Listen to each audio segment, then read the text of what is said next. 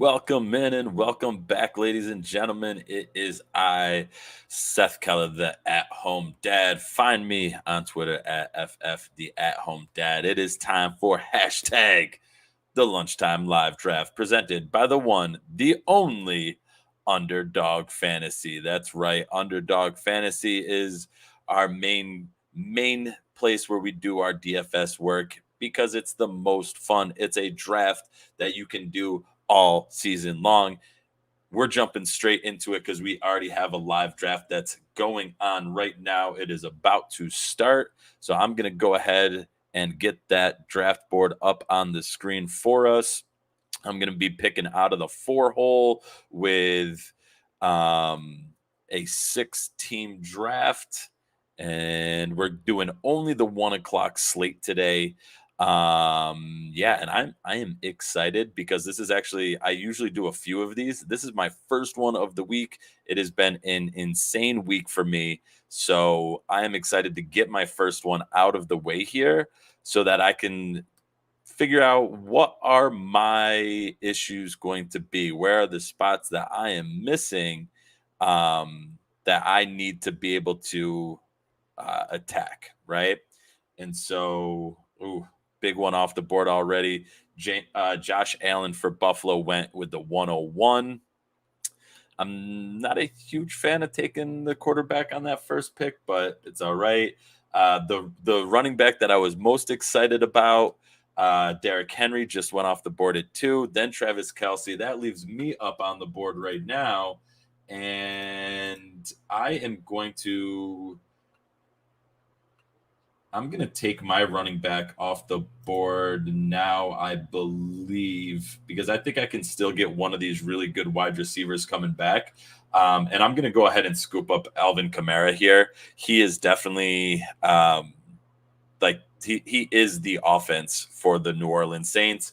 And the New York Giants are not exactly a team to be feared. So I'm going to go ahead and pick up Alvin Kamara right off the bat here.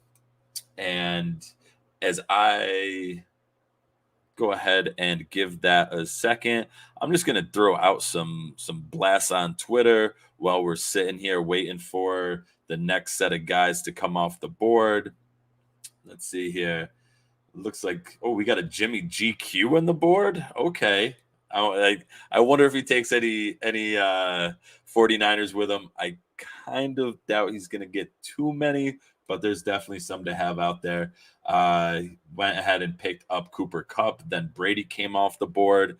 Again, I'm not a huge fan of taking the quarterback super early, especially in a 6-man draft like this or 6-person draft like this. There's definitely going to be opportunities for you to pick up more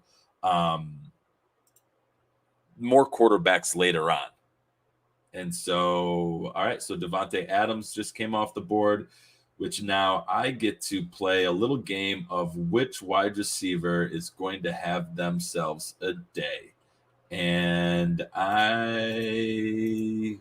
do I ride the hot hand with Justin Jefferson one more time? He was in one of my lineups this past week that helped me win. I think I'm gonna go with Tyreek here. I think he's a matchup nightmare. He has been doing not very good. We're not gonna lie, he had a great week 1, not a very good week 2. Week 3, I don't remember his exact score off the top of my head, but I remember it wasn't phenomenal. But with that Chiefs offense, there's always an opportunity for someone to be phenomenal. So that's where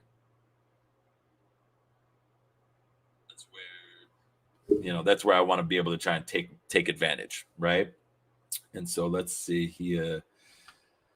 Patrick Mahomes came off the board. Najee Harris came off the board. Holy cow, did Najee Harris get used in the Steelers game last week? Wow. It was 19 targets and 14 rushing attempts. It was an insane amount of usage for the young man. And unfortunately, he wasn't that hyper efficient with it, which makes me just a little bit sad, because with that many touches, you'd hope that he'd be able to do a little bit more. But that Pittsburgh Steelers offense it's it's a kind of scary predicament that you're in with that group of guys. All right, let's see here. We're gonna go ahead and drop that in that real quick. Drop that for some people right here. Make sure people know that we're doing our lunchtime live draft right now. Man, oh man. Man, do I go DK, CD, or DJ Moore? Whew. Or do I go and take Jonathan Taylor? I'm not going to take Jonathan Taylor yet. I'm going to stick with the wide receivers here because you do start 2 wide receivers versus the other positions. I'm going to go ahead and scoop up DK. Seattle has a decent matchup this week. And I think against the San Francisco 49ers, the over-unders at 52.5. It's the type of game that you want to try and take advantage of in terms of, in terms of that high over-under. You're looking at a lot of points to be scored. So I'm going to go ahead and take him there. There's also been a lot of scoring for the wide receivers against San Francisco. San Francisco on the last series of the game, in their game against Green Bay, they knew that the ball was going to go to Devontae Adams. Everybody knew it. Everybody knew the ball was going to Devontae Adams, and they still couldn't stop that from happening. So for me, I'm going to go ahead and scoop him up there. I am a pick away, and I can go ahead and attack my flex now. I can attack my tight end now. I'm gonna wait. Oh man, do I go ahead and take Kittle or Hawkinson now? I think both of those 2 guys are in a good spot. Hawkinson didn't have a great day against. He didn't have a great day against the Baltimore Ravens, but he may be the option there. I may also just go with DJ Moore, who I was contemplating before, and then hope one of these tight ends falls. I think I am going to go that route. I'm going to go ahead and scoop up DJ Moore here, and that's going to save my quarterback and tight end for later. Most people have picked up their tight end already. Actually, no, sorry. 2 people have picked up tight ends already. 3 people have taken quarterbacks already, which means I'll be able to kind of adjust to what other people have been doing here. I'm not overly attached to taking a quarterback early because you don't need to. There's only 6 of them that are going to come off the board. You don't have to attack it early. And yeah, I'm all in favor of letting it ride. You're going to get a decent quarterback no matter what. The tight end position is the one where, taking Kelsey early, taking Mark Andrews was taken early. Taking those guys early makes a lot more sense. Makes a lot more sense in a shorter draft like this because you want to have those top tier guys. But in a in a 6-man or 6-person draft like this, there's not really much reason to go out of your way to get one of these early quarterbacks because you'll be able to get a quarterback that'll do just fine. And so Jonathan Taylor, Antonio Gibson, Dalvin Cook coming off the board here. I think I'm going to roll with – oh, man, it's so tough because George Kittle right now did not practice. And I do kind of want to take him with his expected kind of decent game coming up, hopefully against Seattle. So I'm going to go ahead, drop him in the queue, go ahead and scoop up George Kittle right there. If he doesn't play, then this just kind of gets flushed down the toilet because that's really going to suck if he doesn't play. And now I get a wide open look at these quarterbacks. I'm going to have one quarterback taken off the board before me, but I'm going to be able to pick Kyler Murray, Lamar Jackson, Matthew Stafford, or Dak Prescott. I have all of them right there waiting for me. I could also go for the stack with Russell Wilson and hope that Russell Wilson carves up the San Francisco defense, kind of the way that Aaron Rodgers was able to do with Devontae Adams. And so Aaron Rodgers didn't have a great, blow up the day type of day, but the stack is pretty nice there. I You know what? I'm gonna go with Kyler Murray here. I mean, I think he's a pretty safe pick. He didn't have a superstar day against Jacksonville, but it was still a 19-point day. That's still a pretty good day. And against a team like the Rams, he's going to have to do more. So, yes, Aaron Donald is a force to be reckoned with, but I'm going to go ahead and scoop up Kyler Murray here because why not? Right? He's an easy play for me, I feel like.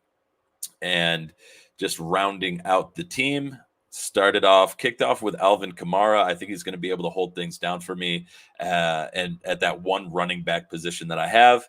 And then I'm putting a lot of faith on these deep threat wide receivers. I am hoping that I get one of them, two of them, hopefully three of them to score a touchdown, if not be able to break off a couple of big plays so that they kind of boom in this lineup here. But that's Tyreek Hill, DK Metcalf, and DJ Moore, all people that can thrive in the landscape that is the NFL right now, where a big play and they get into the end zone and they get in relatively easily. So, and then rounding it out, I have George Kittle. Hopefully, he plays. He did not practice to start off week 4. I haven't seen anything new in terms of the news about his ability to play yet. Hopefully, he'll be fine. He does that to us a lot, where he'll be questionable or not practicing leading up to a game, and then be just fine in the game. He also has times where he gets hurt in the game, and that kind of just destroys your lineup. And then my quarterback is Kyler Murray. So I am happy with that setup. Let me know how you think I did. We still have a little bit more time left. I want to shout out the best ball resurrection. It is the perfect thing for fantasy football, especially if your team right now is like on the outs. If you're about to get to week 6 and you're about to be 0-6, the best ball resurrection is for you. It is a $10 entry and it lets you draft an entirely new team to play out the rest of the season. So if your regular draft did not go as planned, you have the opportunity right now to do it all over again. You get that for only a $10 entry. What's best is if you use the promo code FACTS at underdogfantasy.com or Underdog Fantasy app, you get a free $10 to match your first $10 entry, which means you get 2 entries into the Best Ball Resurrection. How do you not like that? It's a beautiful way for you to do fantasy football all over again in the middle of the year. We're going to be doing a few of them in here as we get closer to week 6. We're not quite there yet.